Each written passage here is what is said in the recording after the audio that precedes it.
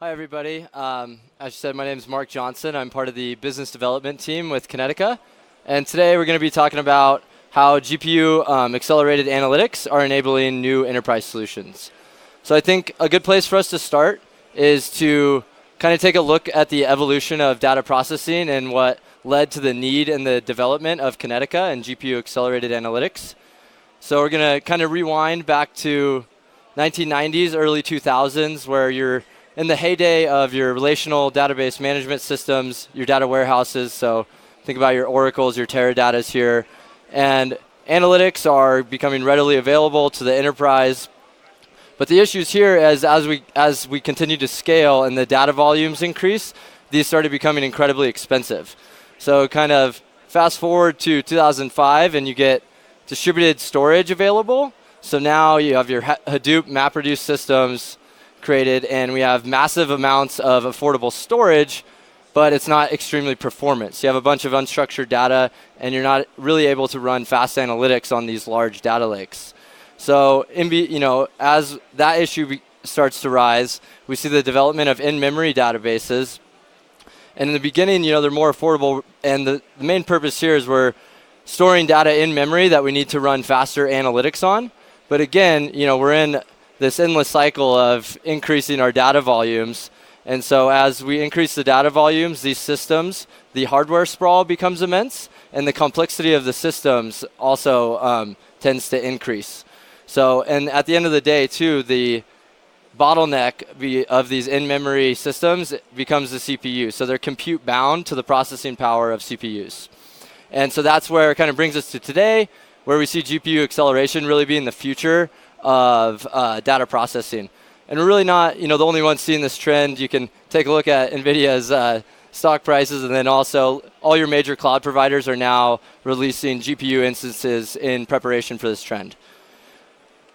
So before I give you guys a little bit more information on Kinetica, I wanted to take a little bit of a deeper look at the GPU, especially looking at it in contrast to the CPU.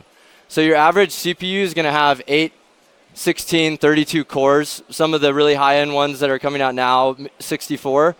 Your average GPU is going to have 4,000 plus cores. So we are just able to distribute the workload over the thousands of cores that are at our fingertips. And this gives us, the parallel processing capabilities of GPUs is very powerful when you're thinking about scanning billion row plus data sets. And also, on the parallel processing power, you think about being able to ingest and run analytics simultaneously. And the last thing I want to touch on briefly here with GPU acceleration is we're really bringing high-performance computing to commodity hardware just by dropping a few GPU cards into the boxes. So wanted to give you guys a little bit more background on Kinetica and who we are. So if you go back to 2009, the United States Army Intelligence had a specific problem that they were trying to solve for. They had over 200 data streams that they needed to ingest simultaneously. And these are live data streams coming in. And they needed to be able to run analytics on these data streams as they were coming in. And then on top of that, render geospatial visualizations for actionable threat intelligence. And back in 2009, there was no database on the market that was fast enough or flexible enough to get this done. And that's when, sorry, I got an itch on my face. And that's when our founders, Amit Vij and Nima Nagaban, started toying with the idea of harnessing the parallel processing power of GPUs to tackle this problem. So fast forward a couple years to 2012, we successfully deploy as GPU DB with US Army Intelligence for this specific use case. And fast forward a couple years to 2014, we win our first IDC HPC Innovation of Excellence Award for our deployment with US Army Intelligence. A couple other things to note about Kinetica specifically in 2014. This is also the year that we become commercially available. And in between 2014 and 2016, we do not build out any business or sales side of our organization. And we gain a few more clients over the years. That's why you're seeing United States Postal Service and PG&E up here. And we landed those guys just purely based on our reputation and our work with the United States Army Intelligence. So and that brings us to 2016, where we win our second IDC HPC Innovation Award for our deployment with the United States Postal Service, which I'll discuss in more detail later. we rebrand to Kinetica and make key executive hires on the business side of our organization. So in terms of looking at Kinetica and our core capabilities, this slide just kind of covers all of those. So we're GPU accelerated. We have natural language processing and full text-based search. We have native GIS support, real-time data handlers to ingest structured and unstructured data. So because of the parallel processing power of GPUs, we can ingest and analyze unstructured data. So kind of eliminates the need for the hours that are spent indexing, tweaking, and partitioning data for analytics. Predictable scalability. We have deep integration with open source and commercial frameworks, so we can drop very easily into existing architectures. And then a distributed visualization pipeline built right in, another perk of harnessing the power of graphics processing units. So in terms of enabling new enterprise solutions with GPU acceleration, so the first one up here, you have real-time threat intelligence with the US Army. We already covered that one. With the United States Postal Service, we are streamlining overall operations with logistics and fleet optimization. So they are tracking there are over 200,000 carriers in real time for real-time route optimization. And like a quick example of this is, let's say Bob calls in sick and they need to offload his carrier route. They can now scan the nearest 5,000 carriers in there and be able to pass off his route to the most efficient next driver. And you're shaving off a few miles at a time with this, but they said that they drove 7 million less miles with insights from Kinetica last year, and that's what led to our second IDC Innovation Award for this deployment. And another thing to note about this one is we have USPS has over 15,000 concurrent users working on Kinetica at the same time. In cybersecurity, we're working with IronNet Cybersecurity, fusing multiple data feeds with real-time anomaly detection to protect against emerging cyber threats. And then with PG&E, we are geospatially visualizing smart grids. So we're ingesting their smart meter data. And what they're striving to do is deliver optimal energy levels to specific areas during peak hours of need, and vice versa. So this is just kind of a performance benchmark for us to check out, so you can see the performance gains offered by Kinetica. So this was a 30-node Kinetica cluster against a 100-node HANA cluster, holding 3 years of retail data. And you can see we did a range of queries here, group by, join, select, and Kinetica performed all of these queries in a second or sub-second time. In comparison, there you can see. So with that kind of speed in mind, take a look at some more enterprise solutions that we're enabling. So with retail, what we're seeing is people are correlating data from their point of sale systems, social media streams, weather forecasts, even wearable devices like your Apple Watches, Fitbits, things of that nature, and just using all of that information for Customer 360 and to provide a more optimal customer experience. And the other use case that we're seeing in retail is supply chain optimization, so real-time inventory tracking, making sure that the shelves are always staying full.